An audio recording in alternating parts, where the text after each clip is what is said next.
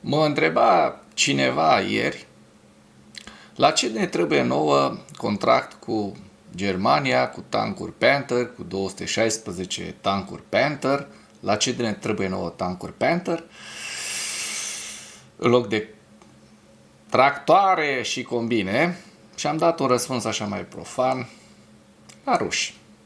Nouă ne trebuie tancuri la ruși. Și acum, ca să dezvolt puțin, să nu rămână așa subiectul în suspendare, ca să zic așa, să nu rămână așa profan, 216 tancuri, în plus față de tancurile Abrams, nu știu, vreo 58 sau câte sunt comandate, și încă câteva sute pe care le avem, cu astea nu poți să ataci Rusia, dar poți să aperi niște poziții. Iar rușii s-au dovedit în ultimii, din 2014, 11 ani, da? În ultimii 11 ani, rușii s-au dovedit a fi de neîncredere. Pentru că ei nu mai respectă granițe, nu mai respectă dreptul internațional. Ei respectă doar forța. Ei trimit soldați la moarte cu duiumul, în momentul de față în Ucraina, peste 1000 de pierderi zilnice, soldați ruși morți și răniți deja de mai bine de 2 săptămâni. De ce? Pentru că au găsit o breșă în apărarea ucraineană. Ei, dacă nu existau breșe în apărarea ucraineană, dacă Ucraina n-ar fi predat arsenalul nuclear format din peste 200 de focoase nucleare în 94, după ce s-a semnat memorandumul de la Budapesta, probabil că rușii, nu probabil, sigur, rușii n-ar fi atacat astăzi Ucraina. Și nici ieri și nici alaltăieri. Și nici mâine n-ar fi atacat. Da? Subiectele principale ale analizei noastre de astăzi sunt: Abrams ar putea dispărea în fundal. Rheinmetall oferă României 216 tancuri KF-51 Panther de ultimă generație, care să fie, bineînțeles, aceste tancuri să fie produse în România, în colaborare cu Rheinmetall. Rubio spune că SUA a epuizat potențialul de a întări sancțiunile împotriva Rusiei. Rușii au ocupat 2 sate din Zaporojie, din regiunea Zaporojie, și avansează în regiunile Dnepropetrovsk și Donetsk. Iată la ce ne trebuie tancuri, la ruși ne trebuie tancuri. Oleksandr Sârski, șeful armatei ucrainene, a explicat cum plănuiește să păstreze Pokrovskul, foarte interesant subiect. Compania Airbus confirmă că ar putea construi independent un avion de vânătoare de generația a 6-a. Vedem și despre ce fricțiuni, despre ce contradicții sunt între francezi și germani privind construirea unui avion de generația a 6-a. Iar la final vă prezint hărțile Institutului pentru Studiul Războiului și ale celor de la Deep State, unde vedem evoluția fronturilor ucrainene. Iată, Rubio spune că Statele Unite ale Americii au epuizat potențialul de a întări sancțiunile împotriva Rusiei. Marco Rubio a declarat că Washingtonul a ajuns aproape la limita impunerii de noi sancțiuni împotriva Rusiei, menționând că restricțiile au fost deja impuse marilor companii petroliere și că următorii pași vor implica mai degrabă aplicarea sancțiunilor existente decât impunerea de noi sancțiuni.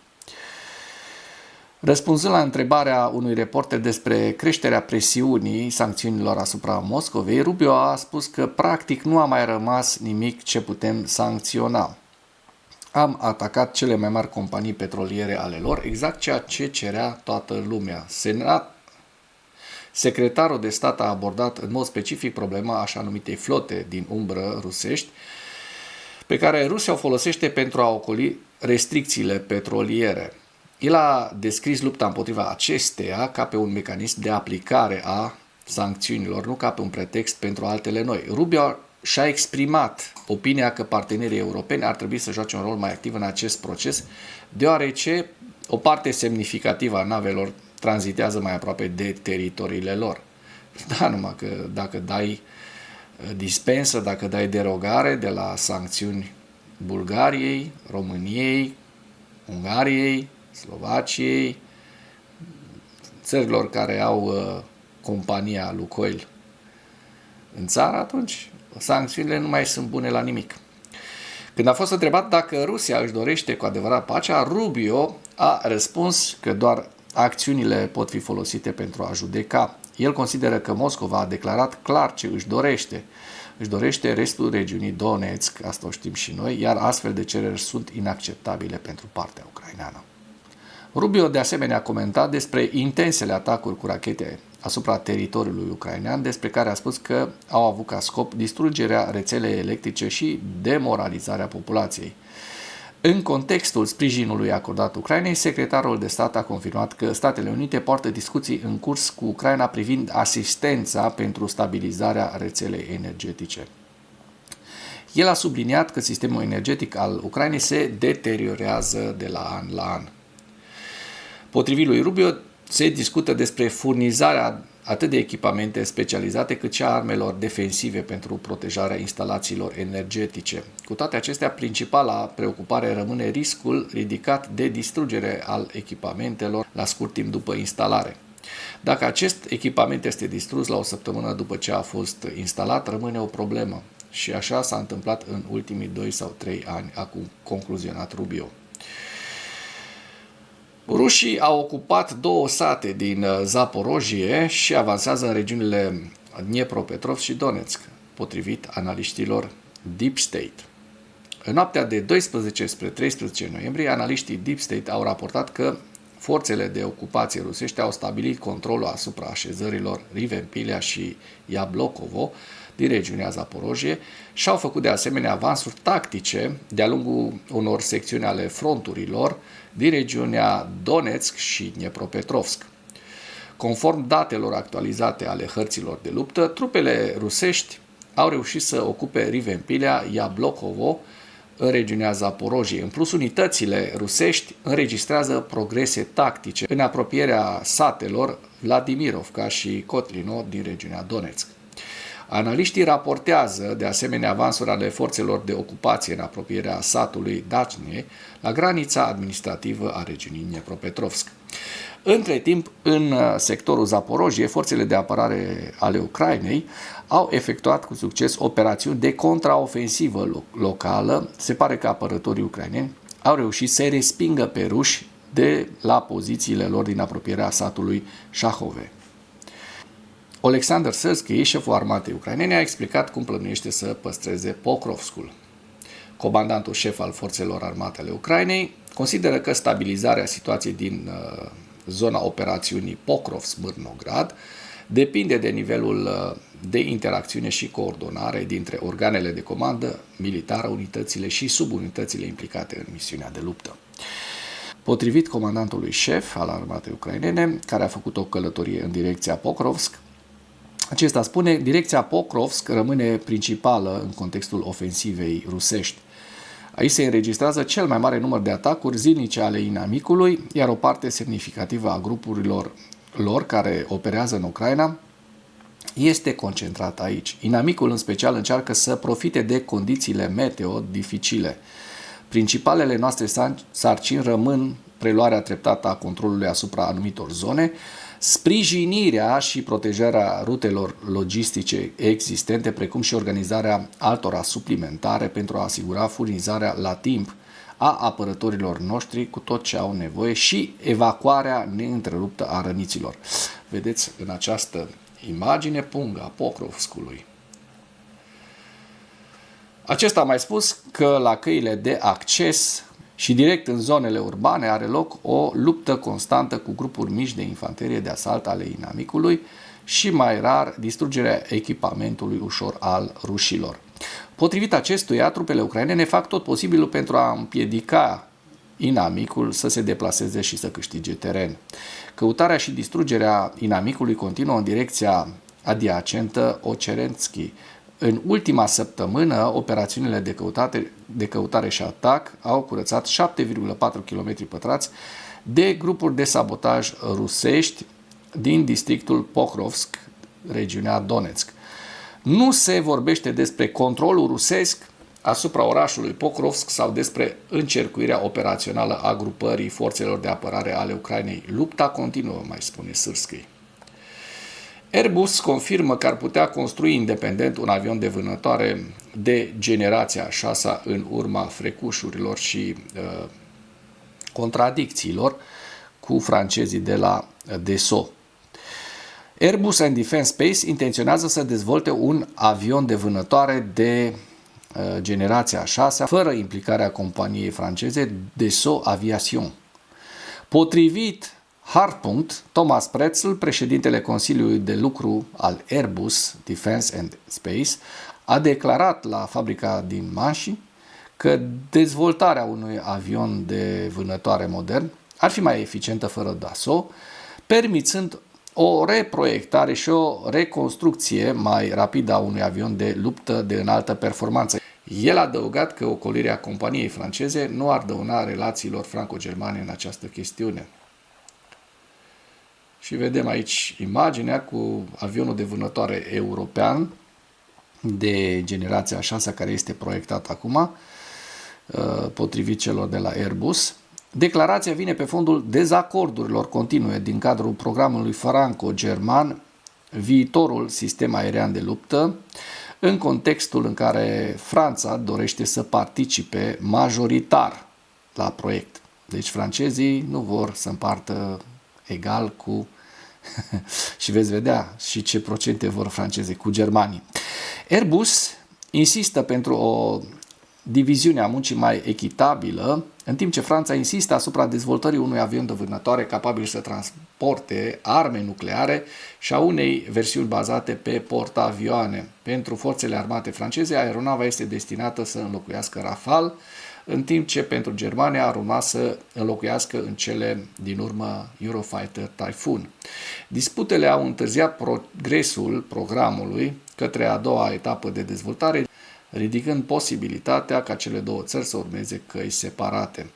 Ambele părți se acuză reciproc că nu sunt capabile să livreze anumite componente, ceea ce face ca proiectul să se miște practic prin inerție. Deci proiectul în momentul de față este destul de blocat. Fiecare vrea să facă pe cont propriu. Experții germani susțin că acest lucru ar putea duce la două rezultate. 1. Germania să-și dezvolte independent propriul său avion de vânătoare sau să se alăture unui alt program internațional, cum ar fi proiectul britanic-italian GCAP sau inițiativa suedeză privind avioanele de vânătoare de generația 6. În cadrul acestui program european, Dassault dorește o cotă de 80%. Deci francezii nu sunt cei mai tari în tehnologie. Nemții sunt și ei pe acolo și francezii vor să le dea nemților doar 20%. Deci un pic așa de bucă, dar știm noi că francezii au și ei momentele lor mai proaste, nu sunt tot timpul gentilhomme.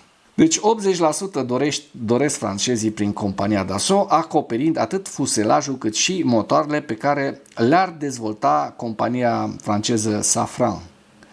Airbus și-a exprimat îngrijorarea cu privire la această diviziune a muncii. Am pronunțat Airbus en français pentru că fac un pic și eu de bășcălie din francez atunci când aceștia merită. Trecem la ziua 1359 a războiului din Ucraina.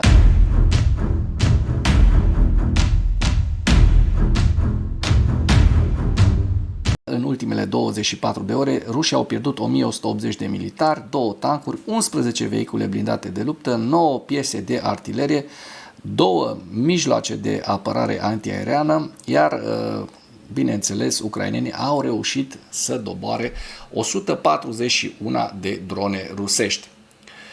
Abrams, tancurile Abrams ar putea dispărea în fundal. Rheinmetall oferă României 216 tancuri KF-51 Panther. Vedem în această imagine acest tank. Compania germană de apărare Rheinmetall a oferit României nou său tank KF-51 Panther, ca parte a unei ample inițiative strategice. Au relatat și cei de la Defense România despre acest lucru, dar eu prezint ceea ce spun cei de la Militarnăi.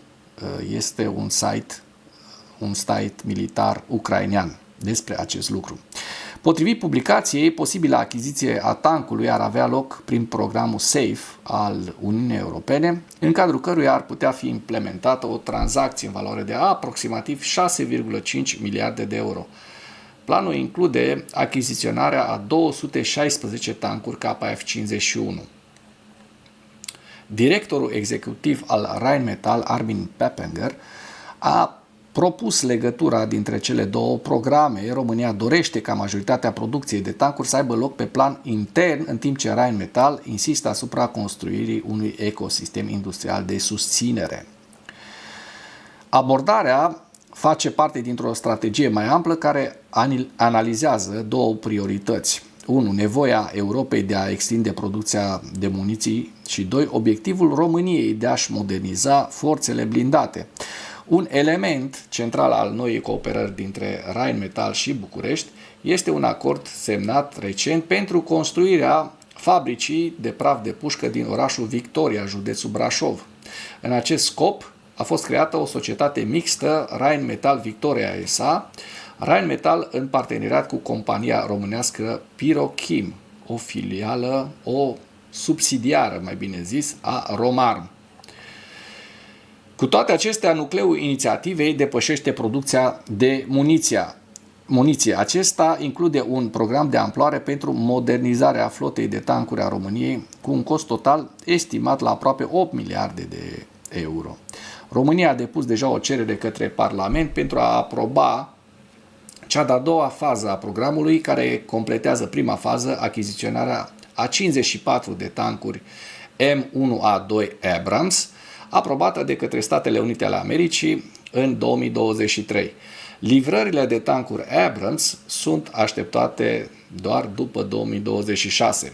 O cerință cheie din partea Ministerului Român al Apărării este cooperarea tehnologică și industrială, asigurându-se că producția, mentenanța și modernizările au loc în România. Asta este o idee foarte bună și aici felicitări celor doi miniștri USR din Guvernul României, Radu Miruță și Moșteanu, da, care este ministrul apărării. În acest context, propunerea Rheinmetall pare atractivă. Compania își leagă investiția planificată în Victoria de opțiunea producției locale de tancuri KF-51 Panther, poziționându-se ca partener strategic pentru România. Panther este oferit în două versiuni înarmate, fie cu un tun de 120 de mm, fie cu un tun de 130 de mm. Hai să vedem ce s-a întâmplat pe fronturile din Ucraina în ultimele 2 zile. Începem cu data de 10, când am prezentat ultima actualizare a hărților Deep State și ajungem până data de 12. Și așa cum știm, sunt două zone fierbinți. Vorbim despre Zaporojie, unde, așa cum vedem, rușii au reușit noi avansuri, da? Este vorba de Râvnopilea, așa cum v-am prezentat. Aici este un avans rusesc de aproximativ 5 km pătrați și mai la nord de un avans rusesc lângă Dacne, așa cum se poate observa din această imagine, aproximativ 2-3 km pătrați avans. Dar avansurile rusești continuă și în zona Pokrovskului. Vedem că în această zonă, la nord de Cotine, rușii au avansat aproximativ 1 km pătrat. Veștile bune sunt că în zona Pokrovskului, în continuare, așa cum se poate observa din această imagine, rușii n-au reușit să ocupe foarte mult, au avansat în această zonă în ultimele 2 zile, așa cum se poate observa, aproximativ 5-6 km, dar în zona Pokrovskului, Pokrovskul a rămas, așa cum se vede în această imagine, intact în ultimele 2 zile, iar Mârnogradul, așa cum se poate observa, este foarte, foarte protejat în acest moment. Dar Din păcate, vedem un avans rusesc destul de important pe această secțiune la sud de Dobropilea, unde ucrainenii au reușit să elibereze toată zona de ruși. Știm despre acest lucru că s-au dus lupte foarte grele în ultimele 2-3 săptămâni.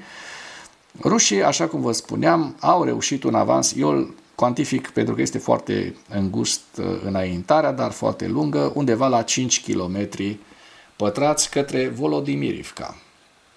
Trecem la evaluarea campaniei militare rusești. La data de 12 noiembrie, în viziunea analiștilor Institutului pentru Studiul Războiului, cu principalele informații, situația în direcția Huaiopole se deteriorează, forțele rusești vor petrece probabil mult timp stabilind condițiile pentru eforturile de a cuceri așezarea. Forțele ruse vor încerca probabil să izoleze și să încercuiască Huaiopole dinspre nord-est în conformitate cu un nou design de campanie care își propune să degradeze apărarea ucraineană pentru a permite avansuri prin tactici de infiltrare. Elementele a 3 armate combinate rusești sunt în prezent dispuse fie pentru a conduce, fie pentru a sprijini operațiunile ofensive împotriva orașului Huaiopole. Vedem în această imagine orașul Huaiopole din regiunea Dniepropetrovsk. Forțele ucrainene vor trebui să se apere împotriva interdicțiilor rusești la nivel operațional rus și a interdicțiilor la nivel tactic pentru a contracara acest nou design de campanie rusească. Inovațiile tehnologice și operațional-tactice rusești sunt principalii factori care facilitează avansurile rusești în zonele Huaiopole și Pokrovsk. Forțele ucrainene vor trebui să dezvolte răspunsuri tehnologice, operaționale și tactice la această nouă abordare rusească pentru a contracara aceste inovații rusești de pe linia frontului. Forțele rusești vor cuceri probabil zona din jurul Pokrovskului și Mârnogradului, dar importanța cuceririi acestor orașe va depinde de circumstanțele și de modul în care se va desfășura retragerea ucraineană.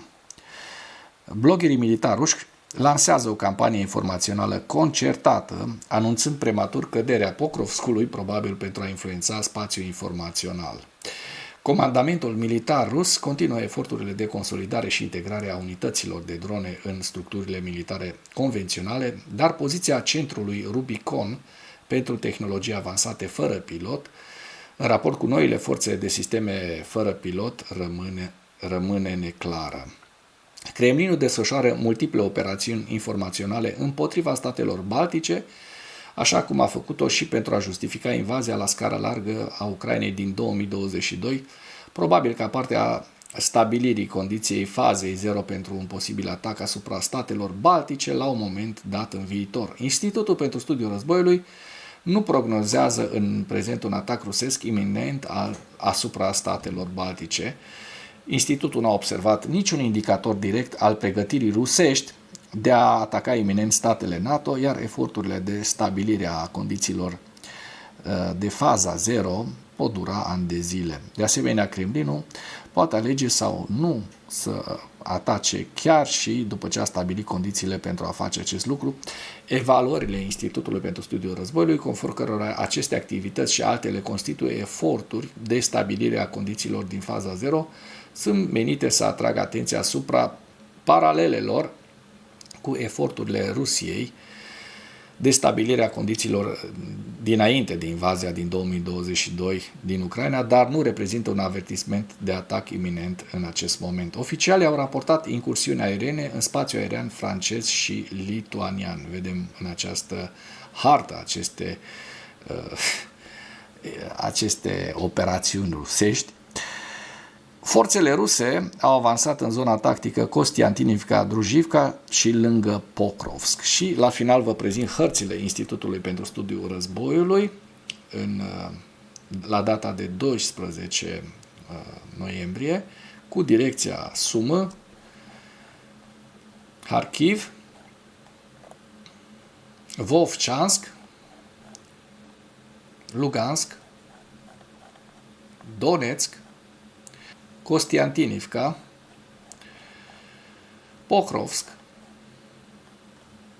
Pokrovsk și Mârnograd, Zaporojie și Herson. Și cu acest ultim detaliu închei materialul nostru de astăzi cu îndemnul: dacă ați găsit informații utile în acest videoclip, nu ezitați să-l distribuiți pentru a ajunge la cât mai multă lume. Mulțumesc mult!